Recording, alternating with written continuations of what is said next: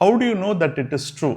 இன்னைக்கு ஒவ்வொரு நாளும் நீங்கள் மொபைலில் திறந்தாலும் சரி, நியூஸ் பேப்பரை திறந்தாலும் சரி, டிவியை திறந்தாலும் சரி, எல்லாத்துலேயுமே ஃபேக் நியூஸும் வதந்திகளும் தொடர்ந்து வந்துக்கிட்டே இருக்கு. இதில் எது சரியான உண்மையான நியூஸ்? இதை எப்படி நம்ம கண்டுபிடிக்கிறது? இந்த ஃபேக் நியூஸை ஐடென்டிஃபை பண்ணுறதுக்கு திருவள்ளுவர் ஒரு சொல்யூஷன் தரார். அது என்னன்னு பார்ப்போமா?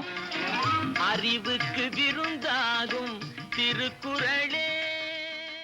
திருவள்ளுவர் வாழ்ந்த காலகட்டங்களில் ஒரு எதிரி நாட்டில் என்ன நடக்குது அப்படின்ற ஒரு விஷயத்த ஒற்றர்களை வச்சு தெரிஞ்சுப்பாங்க. ஆனால் அந்த ஒற்றர் தர ஒரு இன்ஃபர்மேஷன் உண்மையான்னு எப்படி ஒரு அரசருக்கு தெரியும்? அதுக்கு என்ன பண்ணுவார்னா, அவர் இன்னொரு ஒற்றரை வச்சு அதை கண்டுபிடிப்பார் அப்படின்னு சொல்லிட்டு திருவள்ளுவர் சொல்றார்.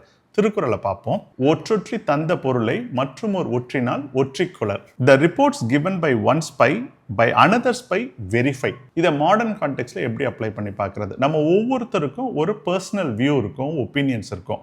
அதே சமயத்தில் அலைன்மெண்ட்ஸும் இருக்கும். ஒரு சில பொலிட்டிக்கல் பார்ட்டிஸோட அலைன்மெண்ட்ஸ் இருக்கும், சில ஃபிலாசபிஸோட அலைன்மெண்ட் இருக்கும், சில ஆக்டர்ஸோட அலைன்மெண்ட் இருக்கும். இந்த மாதிரி இருக்கும் பொழுது அவங்க சொல்றதை நம்ம பார்க்குறோம், அவங்களுடைய செய்திகளை நம்ம நம்புகிறோம்.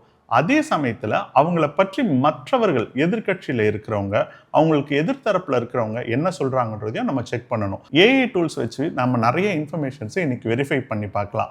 அந்த ஏஐ டூல்ஸே கூட இன்னைக்கு ஃபேக் இன்ஃபர்மேஷன் கொடுக்குது அப்படின்னா அதை எப்படி கண்டுபிடிக்கிறது? ஒரு உண்மையை பகுத்தறியறதுக்கு நமக்கு 2 விதமான பார்வைகள் தேவை. ஒரு பார்வை நேர்முக பார்வை, இன்னொன்று எதிர்முக பார்வை. ஸோ இது ரெண்டுத்தையுமே நம்ம கனெக்ட் பண்ணும்போது தான் அந்த கிரிட்டிக்கல் திங்கிங் அப்படின்ற ஒரு ஃபேக்கல்ட்டி நமக்கு ஒர்க் ஆகும். அது மூலமாக நம்மளால சரியாக இன்வெஸ்டிகேட் பண்ணி உண்மை எது அப்படின்னு நம்ம கண்டுபிடிக்க முடியும்.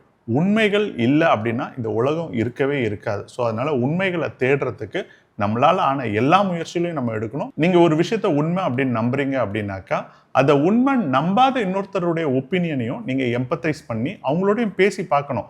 அப்பதான் எது உண்மை அப்படின்ற தெளிவு உங்களுக்கு கிடைக்கும். இதை தான் திருவள்ளுவர் ஒரு ஒற்றனை கொண்டு இன்னொரு ஒற்றனை ஒற்று பார்த்தல் அப்படின்னு சொல்றாரு.